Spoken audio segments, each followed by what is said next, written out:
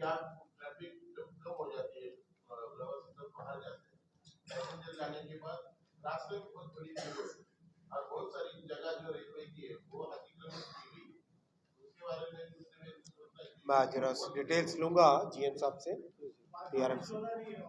Parking की जो सुविधा नासिक रोड पे सुबह मेरे संज्ञान में लाया गया था, अभी मैं जब अभी यहाँ से नासिक रोड स्टेशन जाऊंगा हाथों हाथ वहीं पे फैसला करूंगा।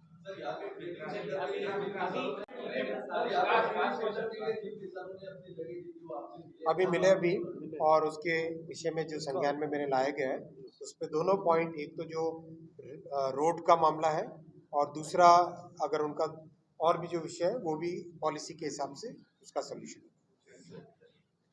ठीक है,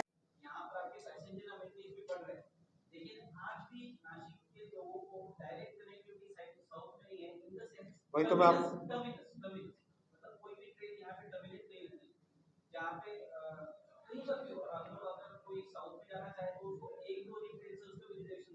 देखो, साउथ में जाने के लिए बहुत जरूरी है नासिक से शिरडी वाला कनेक्शन, बहुत ज़रूरी है कि नासिक से शिरडी की कनेक्टिविटी बने, क्योंकि अभी पहले ऊपर जाओ फिर बाद में नीचे आओ और फिर ये रूट एकदम कंजेस्टेड हो जाता है। इसीलिए जो मनमाड से ऊपर अपना मनमाड है ना, यहाँ जाने के बाद फिर नीचे शिरडी, तो मनमाड से नगर और दौंड इसकी कैपेसिटी को बढ़ा रहे हैं।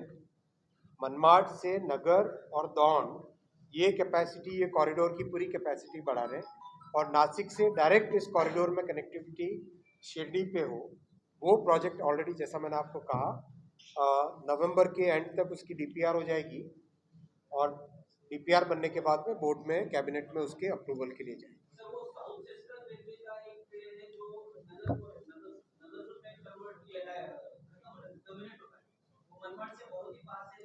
देखो एक्सटेंशन और वापस बताओ।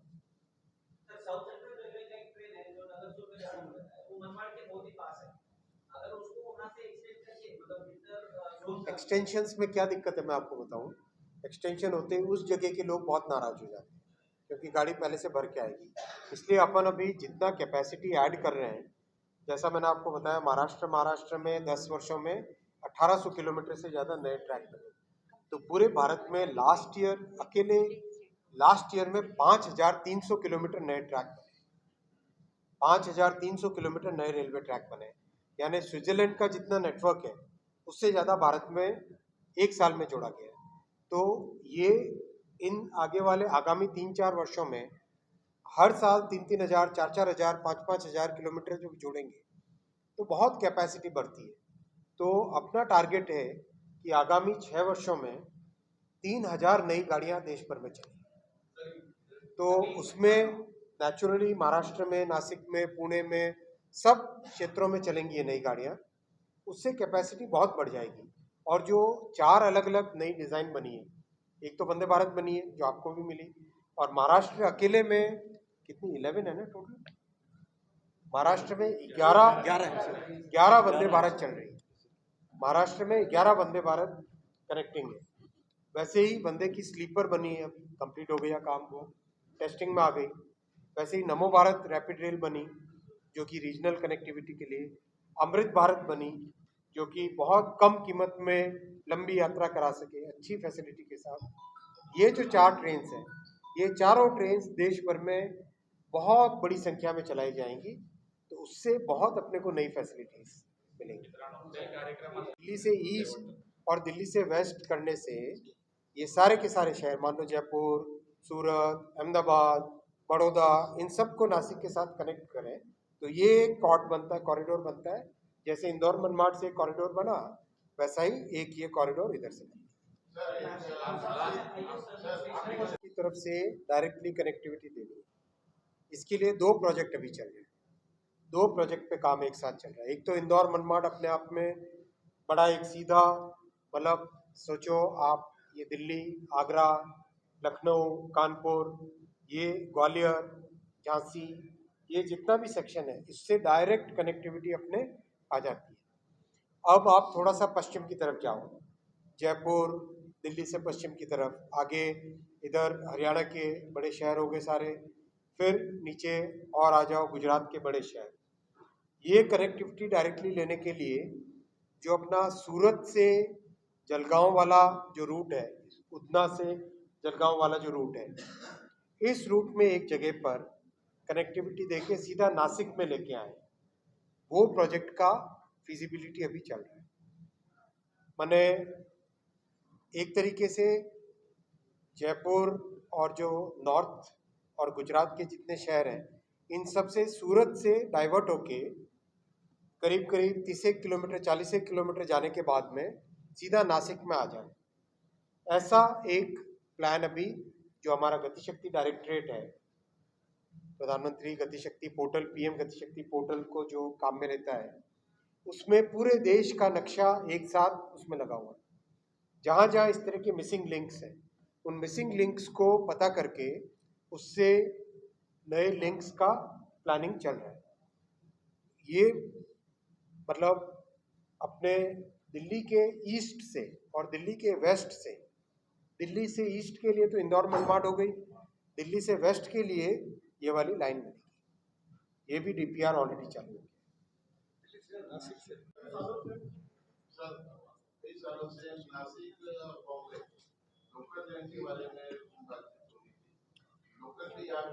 ये देखो, हमें एक नया कॉन्सेप्ट हमें समझना चाहिए, वो है रीजनल ट्रेन का। रीजनल ट्रेन अगर हम दुनिया के जितने समृद्ध देश हैं, विकसित देश हैं, उन सब में देखें तो 100, 150, 200 किलोमीटर, 250 किलोमीटर की जो डिस्टेंस वाले बड़े शहर होते हैं, उसके बीच में, उनके बीच में एक रीजनल ट्रेन चलती है। तो रीजनल ट्रेन का कॉन्सेप्ट अपने देश में अभी मोदी जी लेके आए हैं, और उसकी पहली दिल्ली से मेरठ के बीच में चली, और उसको रैपिड रेल के नाम से, नमो भारत रैपिड रेल के नाम से।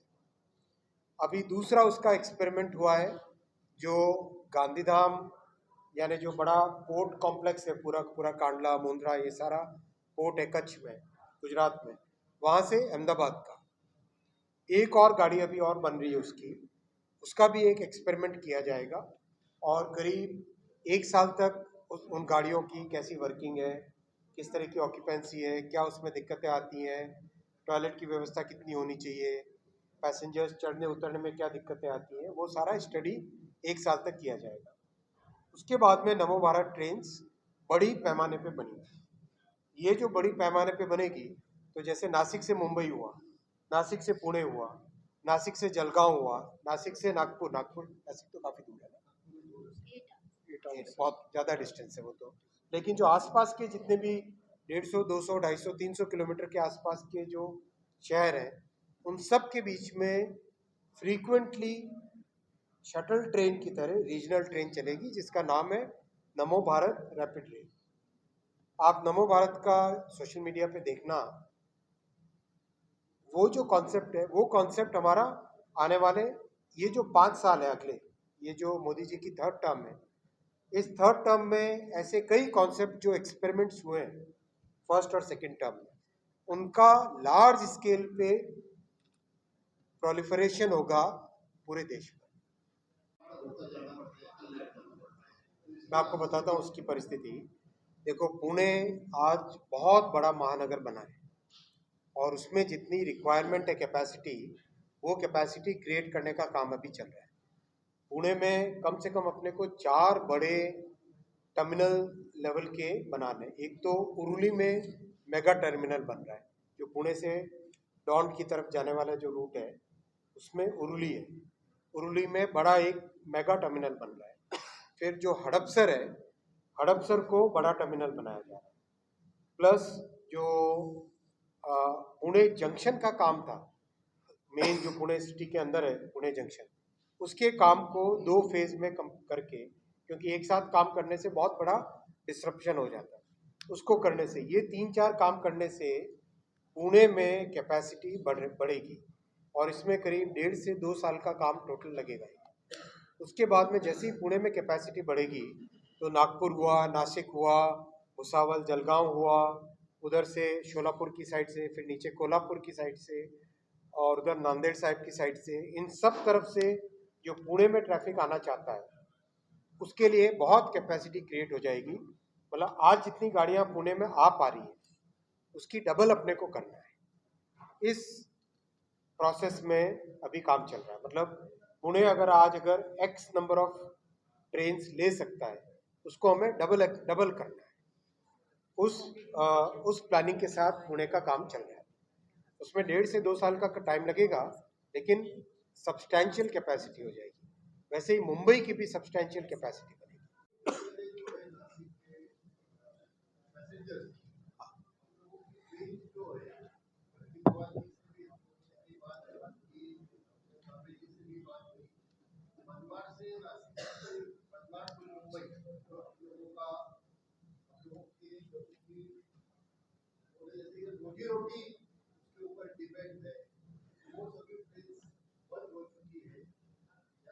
स्टॉपेजेस की बात कर रहे हैं ना?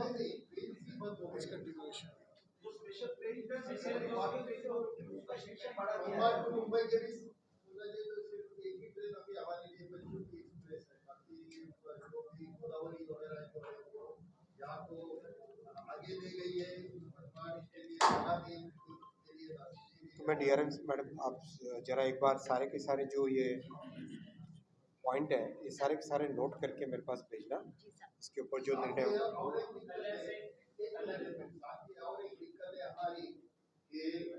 नासिक से पुणे के बीच आपके जो ये प्रोजेक्ट होगा तो उसके लिए ठीक है, लेकिन तब तक नासिक से पुणे के लिए कोई कनेक्टिविटी नहीं है। एक ही ट्रेन नासिक भुसावल टू पुणे चलती थी, उसको काफी अच्छा रिस्पॉन्स मिलता था। जो कल्याण फॉर्मे लोकेशन चलती थी वो भी बंद कर दी है।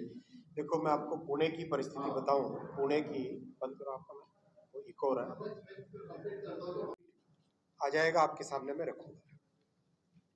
और बहुत ही एक इम्पॉर्टेंट पॉइंट था कि हमारे यहाँ से पूरे जो उत्तर महाराष्ट्र में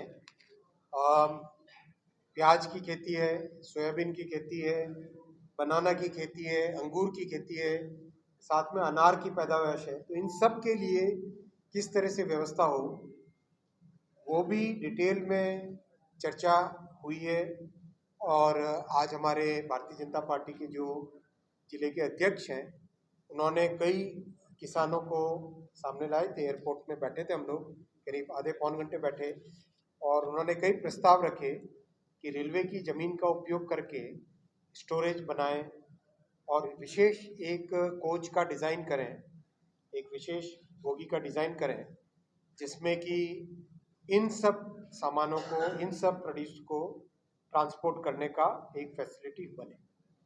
ये भी विषय आया कि पार्ट लोड अलाउ करना चाहिए, कि 1 या 2 कोच जितना सामान अगर कोई ले जाना चाहे, मान लो इतना ही प्रोडक्शन है, प्याज का इतना ही लोड ले जाना है, तो वो भी व्यवस्था कैसी हो, ये सारा का सारा डिस्कशन करेंगे। और इसमें मैंने जिम्मेदारी दी है हमारे ज़िले के अध्यक्ष जी को और DRM भुसावल को। ये दोनों मिलके इसका डिस्कशन करके जल्दी ही इसमें रिकमेंडेशन लेके बोर्ड के पास आएंगे, रेलवे बोर्ड के पास, और उसके हिसाब से उसकी व्यवस्था।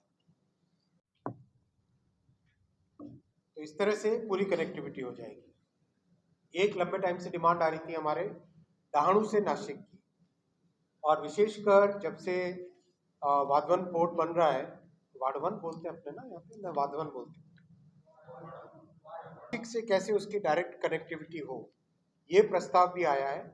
उसका DPR बनाने का काम भी चालू हो गया है। ये भी आपकी जानकारी में मैं रखना चाहूँगा। एक और अपनी डिमांड लंबे टाइम से थी, वघई से जो नासिक का रूट है, जो कि नैरो गेज था, उसका क्या करना है भविष्य में, उसको हेरिटेज बना के रखना है या उसका गेज कन्वर्जन करना है, उसकी भी DPR पे काम चालू है अभी। और जैसे ही उसकी DPR बनती है तो उसको हेरिटेज रख सकते हैं, जिसमें विस्टाडोम स्पेशल कोच जैसे कई समृद्ध देशों में इस तरह की हेरिटेज वाली व्यवस्था है, वैसा भी रख सकते हैं, और उसको गेज कन्वर्जन भी कर सकते हैं।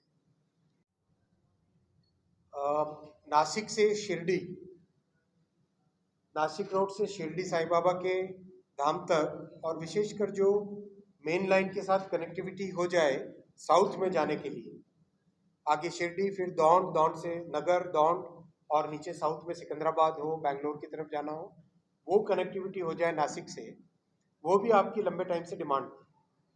उसका भी डीपीआर बन रहा है, करीब करीब अगले महीने के एंड तक वो डीपीआर बन के रेडी हो जाएगा। तो डीपीआर बनने के बाद में उसका अप्रूवल और काम चालू करने का पूरा प्रोसेस आगे बढ़ा देंगे। देश के रेलवे नेटवर्क से ज़्यादा महाराष्ट्र प्रदेश में 10 वर्षों में जुड़ा। रिकॉर्ड संख्या में फ्लाईओवर्स बने। फ्लाईओवर्स और अंडरपासेस के 10 साल में 929 फ्लाईओवर्स एंड अंडरपासेस बने इन 10 वर्षों में, रिकॉर्ड संख्या में। इलेक्ट्रिफिकेशन 100% हो गया, 3,500 किलोमीटर का, 3,500 किलोमीटर्स जो बचा हुआ था वो सारा का सारा कंप्लीट हो गया। Maharashtra is 100% electrified. गणपति पे 342 स्पेशल ट्रेन चलाई गई। हर तरीके से महाराष्ट्र का कैसे डेवलपमेंट हो और उसमें रेलवे की क्या भूमिका हो, उस पर विशेष ध्यान दिया। अब मैं स्पेसिफिकली आता हूँ नासिक। हमारी बहुत लंबे टाइम से जो ड्रीम है नासिक से पुणे की सेमी हाई स्पीड रेल का, उसका प्रोजेक्ट कंप्लीट हुआ, कंप्लीट बनाया गया और उसको आगे ले जाने में एक बीच में अड़चन आ रही है जिसको हम सॉल्व करने में लगे हुए हैं। वो है जो विश्व के 23 देशों ने मिलके जो जायंट मीटर वेव टेलीस्कोप बनाया है, जगह का नाम, लोकेशन का, खोडाट पुणे के पास में, या 90 किलोमीटर, खोडाट सर, नहीं वो जगह का नाम, मालिक क्या नाम, नारायणपुर खोडाट जो जगह है, वहाँ पे बहुत बड़ा टेलीस्कोप है। वो टेलीस्कोप इस अलाइनमेंट में आ रहा है और वो छोटी मोटी व्यवस्था नहीं है, बड़ा कैंपस है, विशाल कैंपस है, कई किलोमीटर का बड़ा कैंपस है और दुनिया के 23 देशों ने मिलकर वो बनाया हुआ है। तो उसको बाईपास करके कैसे अलाइनमेंट हो, उस पर अभी काम चल रहा है।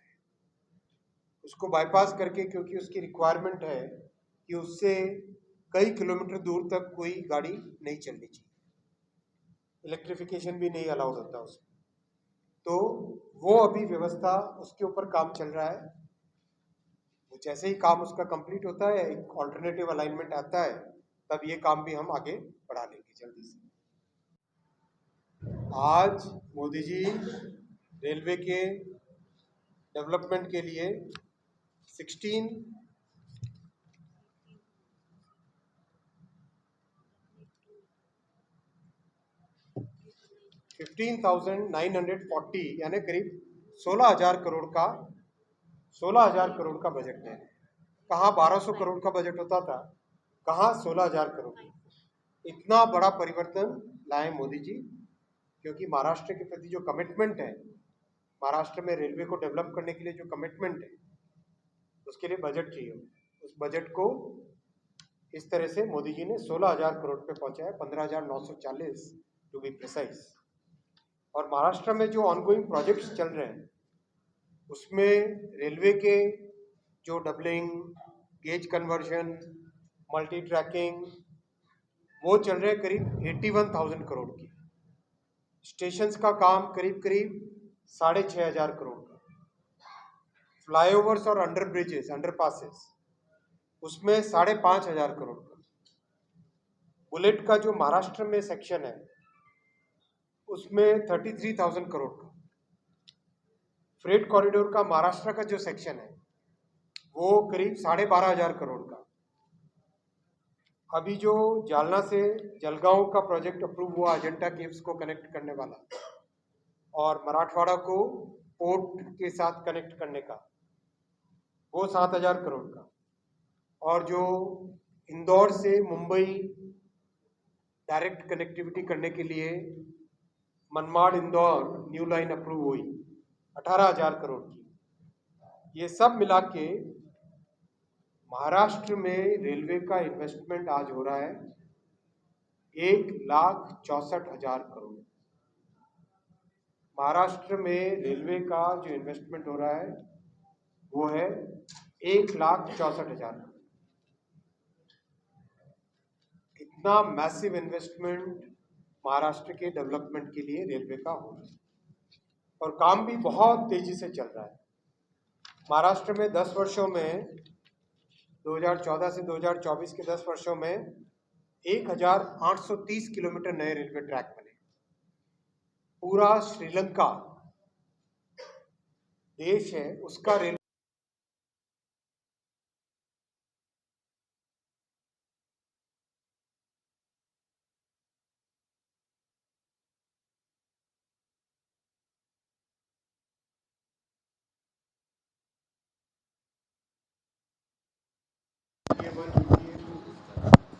कांग्रेस के नेतृत्व में वो सरकार थी जब, तब महाराष्ट्र जैसे महत्वपूर्ण प्रदेश को रेलवे के डेवलपमेंट के लिए